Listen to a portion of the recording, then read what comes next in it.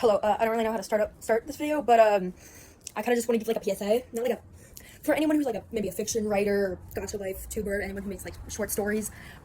This is kind of what like a mental health check-in looks like at your typical adolescent age for like pediatricians, like your 2-week checkup if you've like answered honestly. So first, how you like qualify to get one is when you go in for an appointment.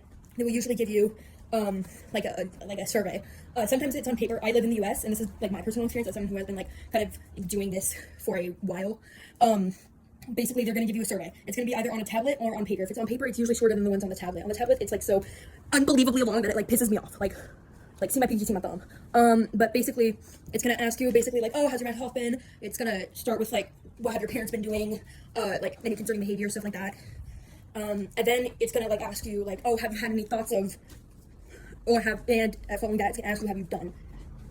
And then same goes for, and so after that happens, basically they're gonna like pull you out, like after you get your normal checkup, they're gonna be like, okay, let's review this on like a little thingamabobber, and they're gonna be like, okay, so tell me more about this, and then you're gonna talk about this more, and always like 100, like 98% of the time, unless you're like, oh, I misclicked, they're gonna be like, okay, come back in 2 or 3 weeks, and they're gonna ask you if you prefer 2 or 3 weeks.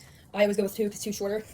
And if you don't really answer by that, I mean, they like brush over it. They're just going to give you 2. They're going to say come back in 2 weeks because that's easier for them to, calculate. And okay, everything goes normal. After the 2 weeks, you're going to go to them and they're going to give you the same survey and you're going to just see if you got better progressively. It depends on your healthcare provider. Like because I'm an adolescent, they brought me in a few times. So lately it's been 2 times. I've gone 2 times. And then the 3rd week, if I'm not showing any signs of getting better, they're going to try to put me on medication. That's how it's working out for me. But again, it could be different for anyone. I would say mine is very like on a lower level. I'm not like an active threat to anyone or myself right now. And so that's basically what they're looking for. They're looking if you're an active threat to other people or yourself. Now, it works differently at schools. At schools, it's more like a little friendly chat.